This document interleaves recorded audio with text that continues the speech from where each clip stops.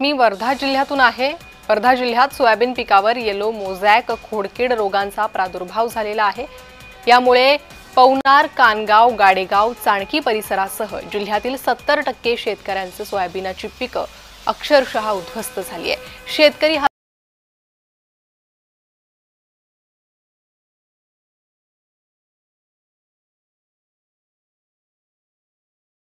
यामुळे सोयाबीनचं पीक हे शेतकऱ्यांच्या हातातून गेलेलं आहे आणि हे वाळलेलं कीड लागलेलं पीक घेऊन शेतकरी थेट जिल्हाधिकाऱ्यांच्या कार्यालयात दाखल झाले, कृषी अधिकाऱ्यांच्या कार्यालयात पोहोचले। सोयाबीनवर येलो मोझॅक खोडकीड रोगांचा प्रादुर्भाव झालेला आहे। वाळलेली पिकं हातात घेऊन शेतकऱ्यांनी अधिकाऱ्यांना गाठलं। या सोयाबीनच्या पिकाला शेंगा दाखवा असा प्रश्न उपस्थित करत प्रशासनाच्या दारात शेतकऱ्यांनी आक्रोश केलेला आहे।